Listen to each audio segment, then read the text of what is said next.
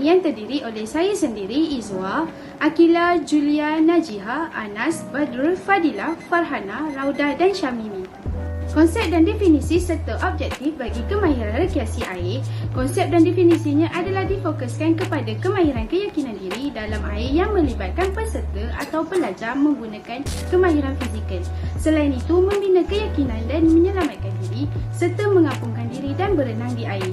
Bagi objektif kemahiran rekreasi air ini pula adalah membina semangat kendiri dan keyakinan di air, melatih kemahiran mengapungkan diri di kalangan peserta dan melatih kemahiran asas renang di kalangan peserta. Sebelum melakukan rekreasi air, terdapat beberapa peraturan yang perlu kita ikuti. Antaranya, yang pertama, pastikan keadaan dalam air adalah selamat sebelum turun ke dalamnya. Kedua, perlulah berpakaian yang sesuai dan memakai sandal atau kasut air. Seterusnya, peserta dilarang masuk ke dalam air sekiranya tiada kebenaran dan pengawasan daripada jurulatih. Akhir sekali adalah peserta mestilah berenang di kawasan yang selamat sahaja. Terdapat beberapa alatan yang akan digunakan apabila melakukan aktiviti rekreasi air, antaranya ialah jaket keselamatan, wisil, peti pertolongan cemas, pakaian yang sesuai dan tali penyelamat. Baik, kita lihat kepada teknik keyakinan air. Teknik keyakinan air dilaksanakan secara ansur maju. Biasanya ia dikendalikan oleh fasilitator ataupun jurulatih yang berpengalaman. Teknik keyakinan air merangkumi kemahiran seperti masuk ke dalam air, kemahiran mengapungkan diri, kemahiran asas renang dan juga kemahiran asas menyelamat. Kita lihat pula kepada teknik masuk ke dalam air. Teknik masuk ke dalam air merupakan satu proses pengubahsuaian fizikal, mental dan sistem fisiologi badan yang minimal. Teknik ini penting untuk memastikan kesan perubahan suhu, tekanan air dan daya apungan individu. Teknik ini diajarkan agar mengganggu penumpuan dan keseronokan peserta semasa menjalankan aktiviti di air. Assalamualaikum warahmatullahi wabarakatuh. Nama saya Muhammad Nurul Amin bin Junadi. Saya akan menerangkan berkaitan dengan langkah ansur masuk ke dalam air. Okay, pertama sekali ialah masuk ke dalam kolam, iaitu dari paras lutut dan membasahi badan perlahan-lahan dari lengan ke dada, leher, muka dan seterusnya membasahi seluruh badan. Okay, yang kedua ialah menarik nafas dan menutup mulut. Turunkan kepala anda secara perlahan ke dalam air, sekurang-kurangnya muka dan telinga berada di dalam air dan tahan nafas. Okey, yang seterusnya ialah buka mata semasa berada di dalam air bagi tujuan keselamatan dan juga keyakinan. Okey, yang seterusnya saya akan menerangkan tentang teknik apungan menggunakan PFD. Okey, setelah merasa yakin dan selesa berada di dalam air, langkah seterusnya ialah membina kemahiran mengapungkan diri di dalam air. Okey, langkah awal adalah memastikan aktiviti di kawasan air yang tenang separas dada. Selepas itu, arahkan untuk mendepankan tangan ke sisi dan membengkokkan sebelah kaki terlebih dahulu dan kemudian kedua kaki. Dan akhir sekali, kawal keseimbangan badan menggunakan tangan. Saya Muhammad Anam Muslim bin Aznan akan menerangkan apungan heatless knee posture. Teknik apungan ini amat sesuai untuk mengekalkan suhu badan serta boleh mengampunkan diri dalam jangka masa yang lama dan tidak meletihkan. Kaedahnya bermula dengan rapatkan kaki dengan menyilangkan buku lalim, kemudian kedua tangan bersilang memeluk dada dengan rapat, pastikan kepala sentiasa di atas air. Seterusnya bahagian hazard aktiviti air. Hazard fizikal yang pertama mengenai lantai licin, struktur tajam dalam tasik contoh yang sering menggunakan kecederaan. Kemudian tegasan haba di mana seseorang terdedah kepada haba seperti sinaran UV yang boleh mendatangkan bahaya kepada kesihatan. Seterusnya hazard biologi mengenai sengatan obor-obor atau patukan ular atau tertelan air yang tercemar juga berbahaya. Kemudian hazard kimia ataupun perawatan kolam renang, tumpahan minyak dan pembuangan sisa yang tidak terkawal. Akhir sekali hazard psikososial di mana penetapan etika pakaian, pengasingan jantina dan sebagainya bagi memastikan tidak berlaku kejadian yang tidak diingini. Terdapat beberapa perkara yang patut diamalkan dan dielakkan sewaktu melakukan rekreasi air. Antara perkara yang patut diamalkan ialah mengenal pasti kemampuan diri dan ahli keluarga. Yang kedua ialah mestilah mengetahui teknik menyelamatkan diri survival dan menyelamatkan orang lain rescue di air. Yang terakhir ialah kita mestilah mengenal pasti papan tanda keselamatan dan risiko yang berkemungkinan berlaku di air. Namun begitu, terdapat juga beberapa perkara yang patut dielakkan. Antaranya ialah jangan menyelamatkan mangsa lemas jika tidak mempunyai kemahiran menyelamat dalam air. Yang kedua, janganlah melakukan aktiviti air di kawasan yang tidak dipasang papan tanda keselamatan dan di kawasan yang kita tidak tahu persekitarannya. Yang terakhir ialah jangan melanggar peraturan serta mengabaikan siren yang dikeluarkan. Terdapat 9 langkah pencegahan semasa berada di kawasan air. Yang pertama, memasang barikat atau jaring keselamatan. Yang kedua, memakai kasut yang sesuai.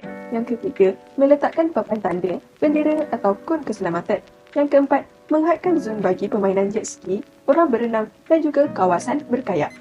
Kelima, pemasangan siren amaran sekiranya berlaku kecemasan. Keenam, memastikan cuaca yang baik. Ketujuh, memastikan penyelenggaraan sentiasa dibuat secara berkala. Kelapan, penggunaan kelengkapan perlindungan diri yang sesuai. Kesembilan, memastikan ada bot bantuan dan juga pegawai pemantau semasa menjalankan aktiviti. Terdapat 3 kategori alat keselamatan di air. Kategori yang pertama ialah peralatan kecemasan. Peralatan kecemasan mempunyai 3 jenis, iaitu peti pertolongan cemas, AED, Automatic External Defibrillator, dan juga pengusung. Yang kedua, alat komunikasi. Alat komunikasi terdiri daripada whistle, pembesar suara dan juga walkie-talkie. Ketiga, peralatan menyelamat. Peralatan menyelamat mempunyai pelampung cincin, tiup menyelamat, tali menyelamat dan juga kayu menyelamat. Yang seterusnya ialah aktiviti air, iaitu berenang. Renang ialah bergerak dengan menggunakan tangan, kaki dan kaedah-kaedah yang lain di permukaan air tanpa menyentuh dasar. Berenang yang betul adalah dengan kombinasi pernafasan, kayuhan tangan dan tenangan kaki. Cara berenang yang betul akan membawa perenang berenang dengan lebih jauh dan pantas. Tujuan aktiviti renang ini adalah untuk menyelamatkan nyawa kita sendiri, merangsang stamina dan untuk memberi peluang kepada manusia untuk menjadi lebih berani dan menguasai air. Aktiviti yang seterusnya ialah aktiviti snorkeling. Snorkeling merupakan satu aktiviti melihat ikan dan terumbu karang dan dasar lautan di pulau-pulau tarikat, pelancongan seperti Pulau Tioman dan sebagainya. Aktiviti snorkeling ini menggunakan peralatannya seperti mask, snorkel, PDF iaitu Float Device Protection dan fins. Tujuan kita melakukan aktiviti snorkeling adalah untuk melihatkan minda, fizikal dan mental dan untuk mencarikan ketenangan daripada kesibukan bandar. Selain itu, aktiviti snorkeling ini boleh juga dijadikan sebagai hobi dan minat. Terdapat 4 jenis kayak. Yang pertama ialah kayak laut. Ia direka khusus untuk aktiviti kembara sama ada untuk 1 atau 2 jurumudi. Yang kedua ialah kayak white water. Ia menggabungkan teknologi rekaan bot yang menekankan aspek ketahanan. Dan yang ketiga ialah kayak luncur ombak. Ia lebih kecil dan memanjang dan sesuai untuk aktiviti membelah ombak. Dan yang terakhir ialah kayak perlombaan. Ia menampilkan rekaan yang lebih tirus dan tajam di kedua-dua belah bahagian depan dan belakang. Definisi water rafting, aktiviti atau sukan air yang melibatkan rakit atau bot dan dipandu dengan dayungan oleh para pemainnya.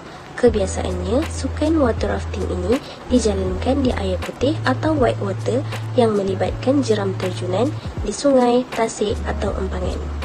Nama saya Rauda Neha Aidana binti Manji. Jadi yang terakhir iaitu papan tanda keselamatan. Kebiasaannya kita akan temui papan tanda keselamatan ini di tempat rekreasi air seperti kolam renang, air terjun dan kawasan perairan pantai. Tanda larang ini bermaksud kita dilarang untuk melakukan perkara tersebut di kawasan rekreasi air. Sebagai contoh, dilarang snorkeling, dilarang tolak menolak, dilarang terjun, dilarang memancing, dilarang berkemah dan dilarang berenang. Seterusnya, tanda amaran. Tanda amaran ini bermaksud kita perlu berhati-hati di kawasan tersebut kerana ianya berkemungkinan kawasan yang berbahaya. Sebagai contoh, hati-hati batu di dasar, kawasan air cetek, paras air dalam, awas batu licin, awas binatang berbisa, awas batu jatuh dan awas arus deras. Kesimpulannya, pengetahuan tentang keselamatan air mestilah diketahui umum, terutamanya ketika ini dengan peningkatan kes kemalangan mati lemas di Malaysia. Orang awam perlu diingatkan bahawa keselamatan air tidak hanya memahami tentang kemampuan berenang tetapi pada dasarnya ia dapat dipelajari di mana-mana, malah tanpa sebarang kemampuan untuk berenang. Sekian, terima kasih.